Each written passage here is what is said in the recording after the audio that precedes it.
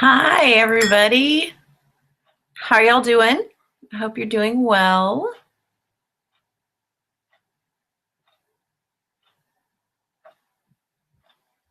I hope everybody's having a great night. It's cold outside here. I don't know what it's like where you are, but I'm freezing. We'll get started in a second. This is all about essential oils and our fur babies. And in my case, that's a dog or dogs. And when I started putting all this together, I actually plan on covering multiple animals, and there's so much information that for this webinar, I'm focusing on dogs. And, but I will probably do another one, maybe we're focusing on cats and maybe another. So anyway, but this one is focused mostly on, or all on dogs. Can't say mostly because it's all about dogs. And I think there's some really good information here, so I'm excited to share it. So we'll just give a couple more minutes, well, seconds really, for others to show up, and then we'll get started.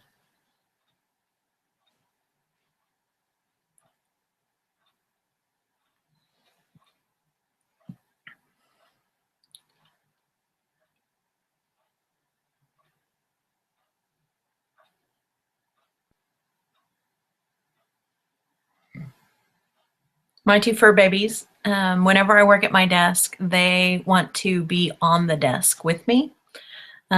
So both of them are laying right here next to me, sawing logs. So hopefully they'll stay that way through the broadcast. Anyway, let's go ahead and get started. So most of y'all kind of know me if we haven't met in person.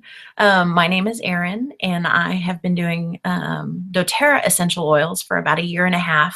I have been working with essential oils for much longer than that. I have used them for years to make all kinds of bath products and cleaning products and things like that. But when I was introduced to doTERRA, I was really excited about the purity of them. The company itself just has great standards, and the way they reach out to community, they do something that's kind of like fair trade coffee.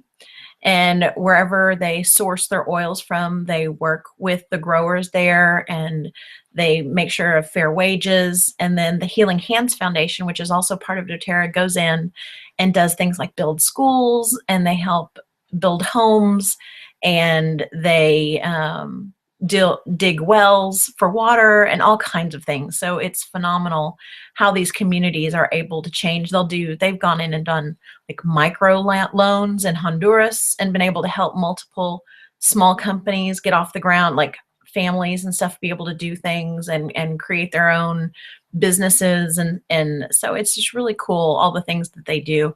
And that also just, it impacts my idea and my thought, because I enjoy, I love the idea that these oils that are helping me and my family so much, it's such a greater impact than just that. They are really impacting so many more beyond what I'm even aware of. So anyway, little aside there, but that's just one of the many reasons I got involved with doTERRA. And I did quite a bit of research before I jumped in, because I wanted to make sure I was making the right decision for me. But anyway, so I am going to share my screen, and we will get started on learning about wonderful essential oils. My goal is to start doing some classes that are a little shorter so that we can get some good information, and then move on and do other things, because I know everybody is so busy and has so much to do. And I really appreciate that you've taken some time out to watch the video and take in some of this and learn with me. So I was doing research for this, and it was, again, my screen's gonna go funky, but it'll fix.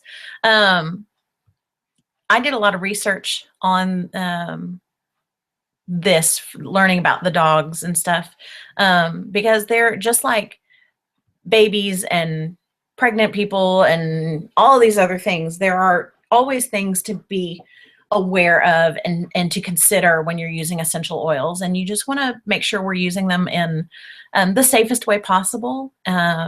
So anyway, this is just a quick overview of some great oils and helps for using essential oils with your puppies, dogs, puppies, fur babies, all of the above. Again, the intention of this class is to educate you and empower you. I am not a vet. I am not a medical professional. I have read a lot in books. I have researched some. But I hope you too will also look into oils and do some of your own research when you get involved with them, just so you are comfortable with how you're using them. Some of you have seen this slide before. This is just, I'm not going to go through the whole thing. It's just explaining that for thousands of years, people have been using plants and leaves and extracts and stuff to help heal, period. All the way back to the Egyptians. And it says 3500 BC there. So it's just been going on for thousands of years. That is where people went originally, was to the earth and to find natural ways of healing. And essential oils are just a little bit modernized version of that. The purity and everything that we are able to get now, probably not exactly what was available then, but it's the same stuff. And I love the fact that I'm just going back to nature to help my family. So we've talked before about how you can see like 1 drop of peppermint oil is equal to 28 cups of peppermint tea, which is just crazy. And so I have that up there. But the first oil to talk about with dogs is frankincense, which is great for anyone and everyone, but it is also great for dogs, and it's great for inflammation. It's great for helping with lumps and bumps, any kind of injury or anything they may have. It's great for using with bug bites. It can help, like if they get, some flea bites or something like that. And it's just great for their general overall wellness. On the left there, you can see, again, essential oils are able to penetrate the cell membrane. They go through the wall of the cell. So they are able to get into the cell and impact our bodies in a much more profound way because of that. Lavender on the right side there is a wonderful oil to use with dogs for calming, for seasonal issues, for itching and scratching. Lavender is actually a great one for people. I use it a lot if I have to work in the garden, because I break out in hives when I deal with a lot of different plants. I have a lot of different allergic reactions to things, and I will put lavender directly on it, and it will help alleviate the symptoms. It's great for inflammation, and like I said, skin irritations is what I was explaining my issue was. I don't know how many of you have heard of Cesar Millan, who is the dog whisperer. And he talks very often about using lavender in his training for calming, but he talks about using it all the time during happy times for the dog, like during walks or feeding times, and having it on your hands and having that smell on you. And then, when they're experiencing anxiety or whatever, you can use that oil for them, and they affiliate it with good things. And so it calms them and relaxes them. It'll work without all of that, but it's just a really good way to use the essential oils. So doTERRA has amazing quality control with their oils because there's no industry standard. doTERRA has created their own standard, and it is the highest that you can find anywhere. You're not going to find oils that are more stringently tested and reviewed and cared for to make sure that the highest quality oils are ending up in your hands. This oil is one you don't hear of a whole lot. It's called helichrysum, and it's a very interesting oil. And it is great for nerves, bleeding, heart health, and liver health. If you yourself, you get a cut or something, if you put that on there, it can stop the bleeding. It's not an oil I use all the time, but it is a great one to have on hand, because when you need it, it's too late to go buy it. It's when you need it then. So I just always keep it on hand because it's such a great one to have. So there are 3 ways to use essential oils. You can use them aromatic, topical, or internal. With dogs, I would not use them internally. It's not really necessary. Most dogs are small enough that they don't need to take them internally, and they probably wouldn't, on most of them, they probably wouldn't anyway.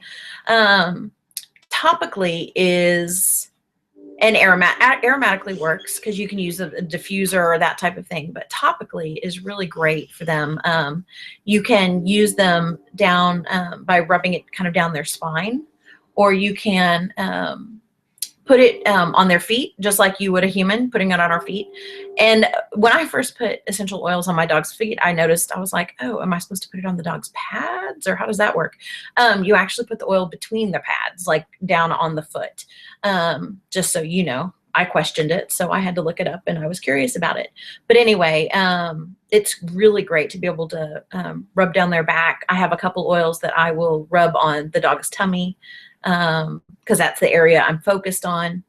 Anyway, so it's very easy, and it doesn't take much. So there are some things to be aware of and to take care of when you are using essential oils with your dogs. Dogs, as we know, have a crazy powerful sense of smell. So if you can imagine how strong some of these oils smell for us, they are crazy strong for these dogs, and that can cause them to have a negative reaction to them and back away and rub their face on the ground and that kind of stuff. You have to let them kind of get used to them, and you need to dilute them in order to use them. And again, that can also depend on the size of your dog, how much you dilute them, kind of like using them with young children or the elderly. You want to dilute them more and make them for more sensitive people or skin or anything like that. But with dogs, especially with smaller ones, you want to be able to dilute them when you use them, and they'll still get all the effects of them, because you know these essential oils are crazy strong. Also, just like with people, you want to be cautious when using them with puppies that are 10 weeks of age or younger, with real elderly dogs, or with pregnant dogs. And then there are always some oils to avoid. Wintergreen, thyme, cassia is actually the American version of cinnamon. Just in case you didn't realize that. Cassia is a cinnamon, but it is it is not cinnamon bark that is our standard cinnamon here in the US. And then camphor and oregano, those are oils to avoid with dogs. So now I'm going to go through a few different oils that are just great, and their uses and how you can use them. Digest Zen is one of my favorites, and my dogs are actually pretty used to this one, because if I notice that they're uncomfortable, or if I notice that their tummy's rumbling a lot, or they're extremely gassy, I pull out the Digest Zen, and I will put a drop or less on my hand and just rub it on their belly. And I honestly haven't noticed a time where it didn't work. I really feel like it just is effective right away. It has been for my dogs. And especially in those nights when they wake me up in the middle of the night, and it has happened with some just pretty atrocious gas. So I actually keep some Digest Zen right next to my bed for that. On Guard, just like it's great for our immune support, it is great for a dog's immune support. They can get colds and stuff just like we can. And not only that, I found a recipe for making your own homemade dog toothpaste that would work for toothpaste. And this is great for bad breath and everything. So On Guard is great to use for doggy bad breath and also to boost immune system. And you can just put like a little drop on your hand, rub it down their back. It's great. Balance is one of my personal favorite oils, and I use it almost every day. But it's just great for a general calming. It's called the Grounding Blend, and it is great for overall well-being, and it's just for calming any kind of emotional distress they may have if they suffer a lot, like when you leave the house and it really bothers them. This can be one that can help with calming. It's also great, which I don't have on here, for some joint pain. If your dog has an issue with its hip and like jumping or running, or you notice it has a limp when it gets up and starts moving around, this can be a great one to use just right on the area where the dog's having an issue. TerraShield is not an oil we talk about all that much, but it's really a great one. It is the blend. It's literally the repellent blend. It is for people that are outdoors. It's great for the spring and summer.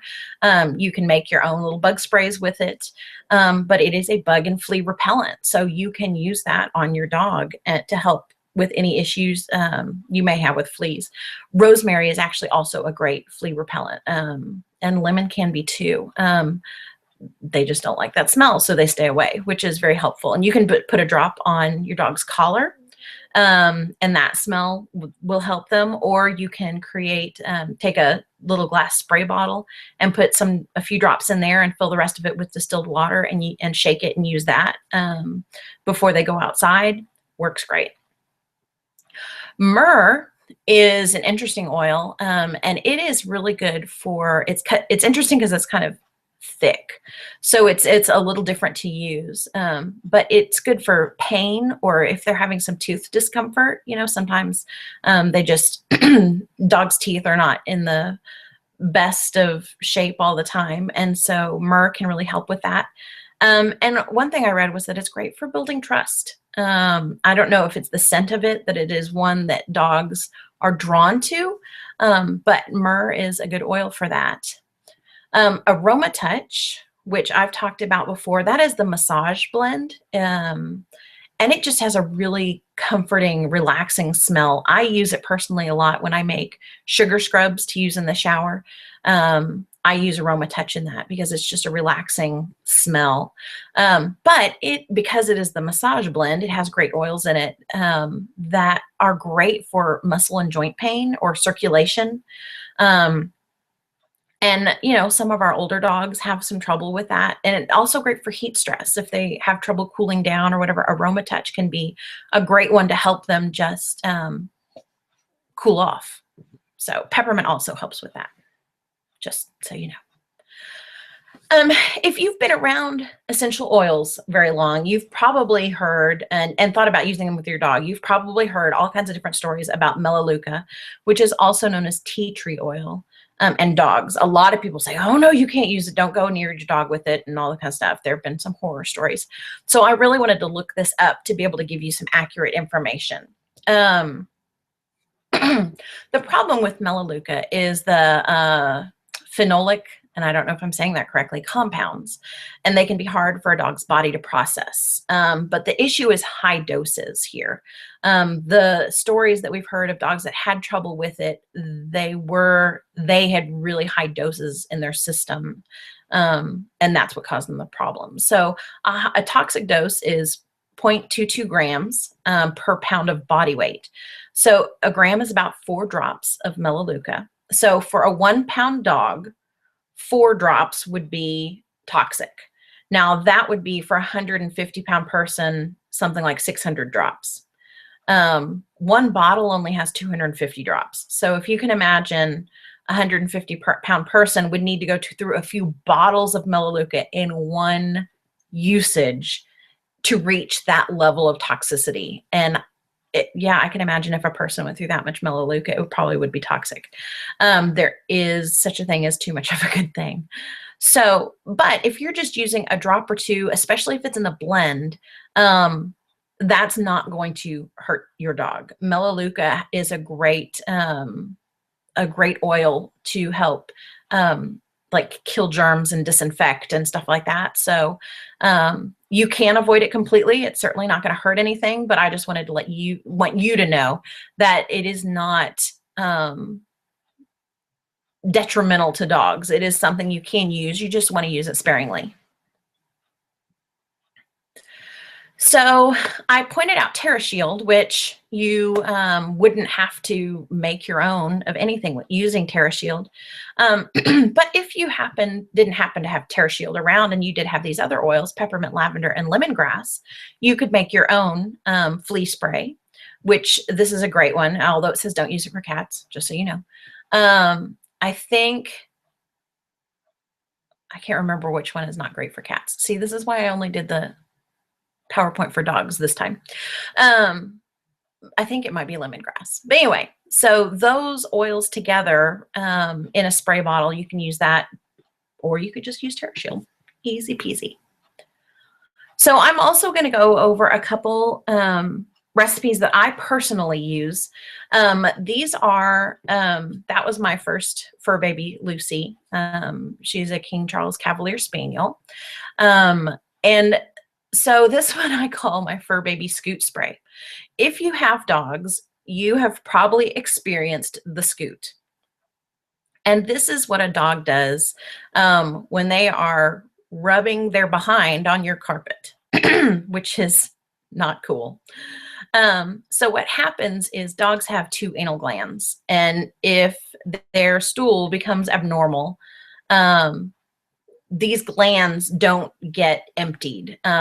With normal bowel movements, those glands will when your dog uses the bathroom.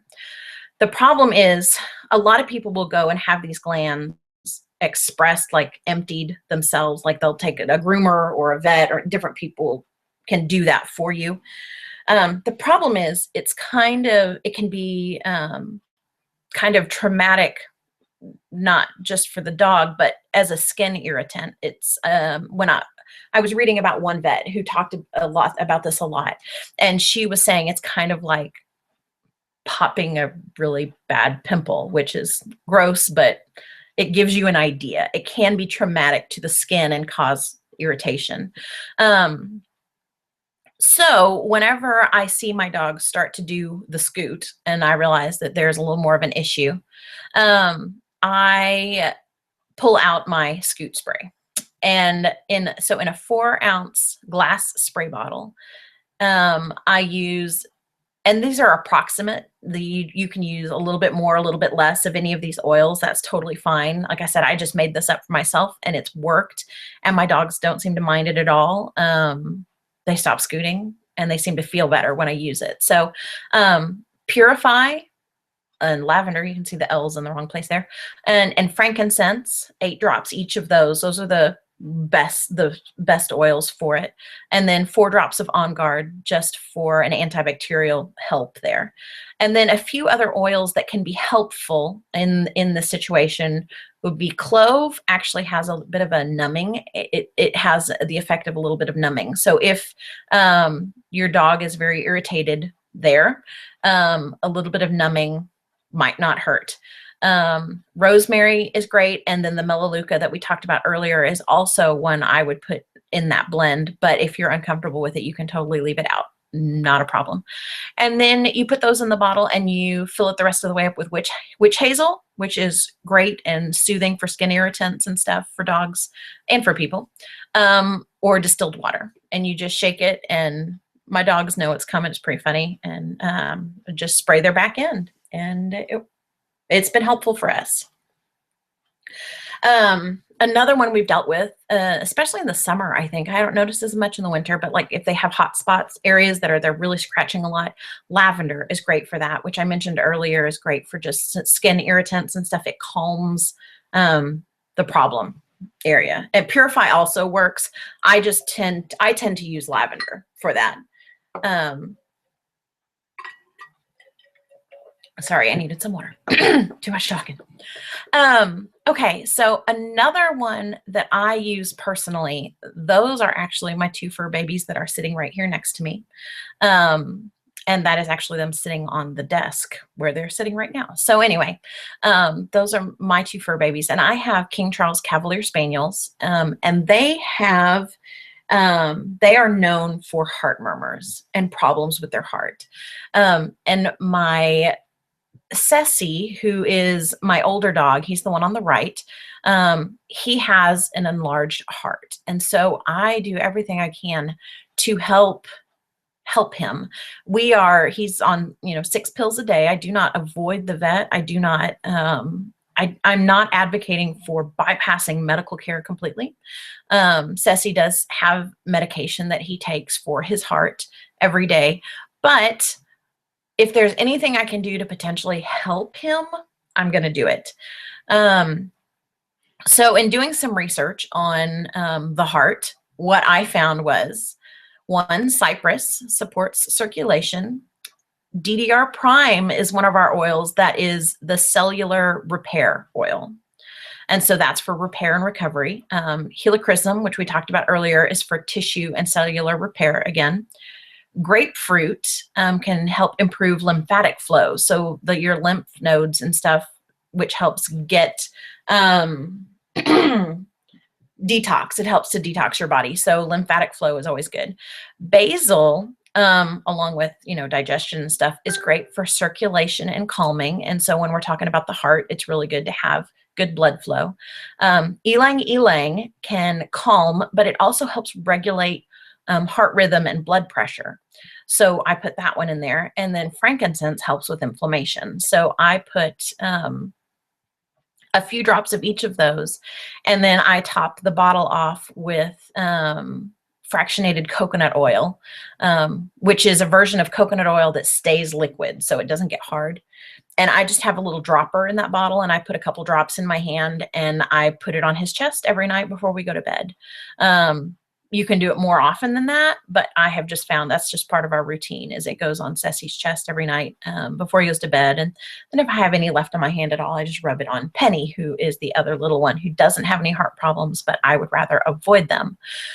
Like I said, I don't have any proof of this. There is research on the different oils and the different things they help with, and I figure it can't hurt. And over the last 7 months, we get x-rays of Ceci's heart every 6 months just to see if his heart is getting even bigger.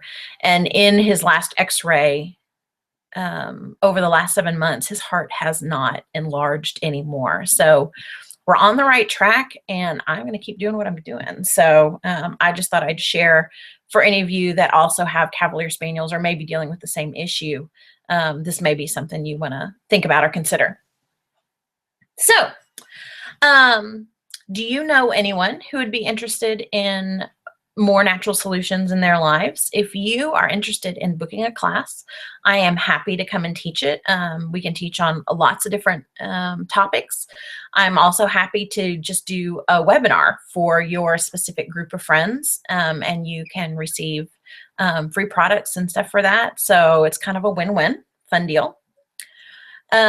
There are 2 ways to get these oils. One is to order through retail, which I can give you a link and you can order, or you can order through the person who may have sent you to this class, because I always open up my classes to my downline so that they can take advantage of the fact that I'm teaching a class. I'm more than happy to do that.